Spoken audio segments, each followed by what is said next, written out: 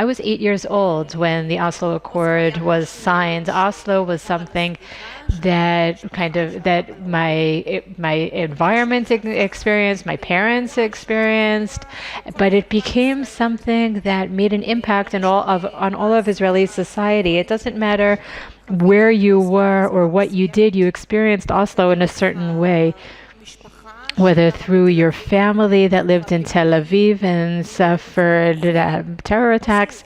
The argument, Oslo has been part of Israeli society and unfortunately has become part of the Israeli DNA. And it's a discourse that has been constantly ongoing. Oslo comes up all the time, and now on its 30th anniversary, it's suddenly getting a lot more attention. But naturally, one of the questions that we hear more and more these days, but it comes up all the time, it's one of my favorite questions, is the question of, if Oslo was so bad, why didn't you cancel it?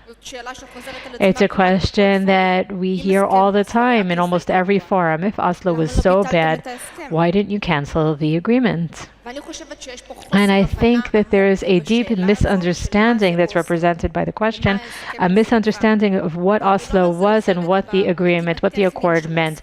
And there's obviously the giving up historical territories or territories with security significance for Israel, the weapons that reach the hands of hostile people in the better case, and terrorists and murderers in the worst case scenarios. Oslo is impossible to cancel because it was an idea, not just a technical agreement. I was raised on the assumption that there is no solution for the Palestinian-Israel conflict other than giving up territories and establishing a Palestinian state. That was the narrative that I grew up on, and thinking otherwise was something that was inconceivable. If you thought otherwise, then you were considered an enemy of peace, an objector of peace. And who wants to object to peace? Everyone wants peace, of course. No one wants to be considered an enemy of peace, but that is the tragedy of Oslo.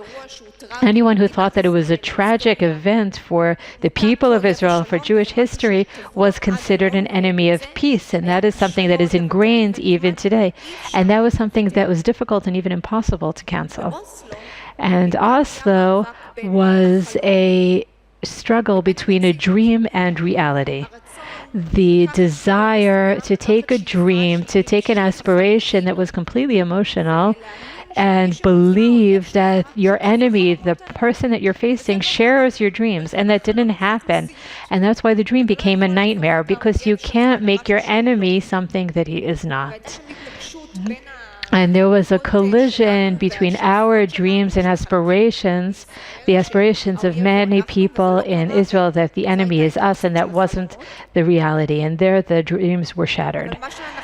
But what we understand more and more as time passes, and from the perspective of time and the protocols that were released, that Oslo was more of a hope than a strategy for the state of Israel. And people ask if we've learned the lessons since Oslo, and I don't think that the answer is yes. I think that if today we had a leader who would want a Nobel Prize, then there would be another Oslo Accord. And if there was someone who wanted to reach the White House, then there might be Oslo again. And I want to end on a more optimistic note, because I think that one of the greatest changes regarding Oslo are something that we did change. I was raised on the perception that the only solution is a two-state solution. What has happened in the last few years is that it's not quite clear that everyone still believes in the two-state solution. It's not clear that everyone still believes in that solution. It's not clear that everyone thinks that a Palestinian state is the best solution. I think the majority think the opposite, but it doesn't even matter. What makes a difference is whether we learned our lesson to prevent Oslo from happening again. And I think the answer to that is no. We did not learn the lesson, but did we learn that there are other alternatives? The answer is yes. Thank you.